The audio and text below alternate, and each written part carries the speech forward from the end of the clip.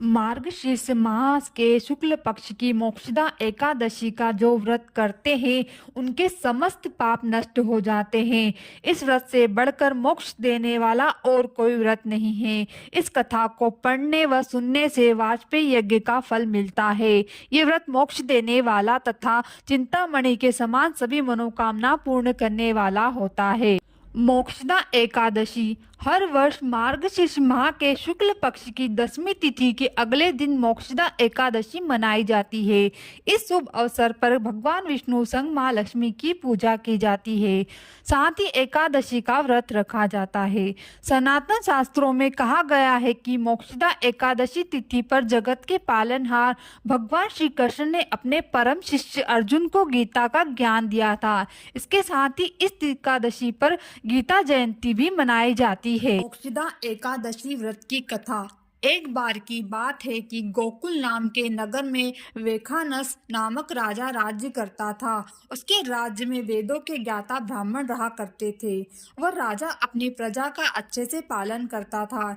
एक बार रात में राजा ने सपने में देखा कि उनके पिता नरक में कष्ट भोग रहे हैं, जिससे उन्हें बड़ा आश्चर्य हुआ। राजा ने प्रातः अपने राज्य के विद्वान ब्राह्मणों को इस सपने के बारे में बताया और कहा, मैंने अपने पिता को नरक में कष्ट उठाते देखा है।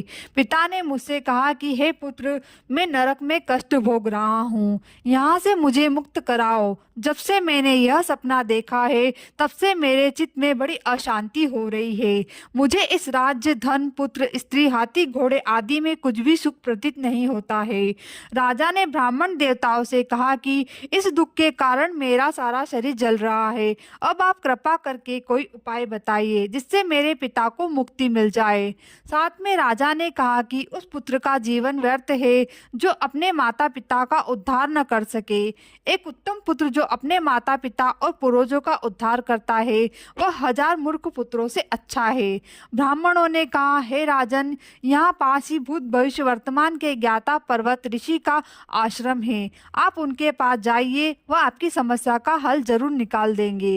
राजा मुनि आश्रम की तरफ चल दिए। वहां राजा की मुलाकात पर्वत मुनि से हुई। राजा ने मुनि को दंडवत प्रणाम किया। मुनि ने राजा से उसकी मुलाकात का बारे में पूछा। राजा ने कहा कि हे महाराज, आपकी कृपा से मेरे राज्य में सब कुशल है, लेकिन मेरा मन बिल्कुल भी शांत नहीं है। ऐसा सुनकर पर्वत मुनि ने आंखें बंद की और भूत विचारने लगे। फिर बोले, हे राजन, मैंने योग विद्या से तुम्हारे पिता के कर्मों के बारे में जान लिया है। उन्होंने पूर्व जन्म में कामातुर होकर एक पत्नी को रति दी, किंतु सौत के कहने पर दूसरे पत्नी को ऋतुदान मांगने पर भी नहीं दिया। उसी पाप के कारण उन्हें यह नरक में जाना पड़ा। मुनि ने राजा को मोक्षदा एकादशी के बारे में बताया, जिसे करने से मनुष्य जीवन मरण से छूट जाता है तथा अंत में मोक्ष को प्राप्त हो जाता है। राजा ने मुनि की बातें सुनकर मोक्षदा एकादशी का संकल्प करके व्रत किया, जिसकी उसके पिता को मुक्ति मिली।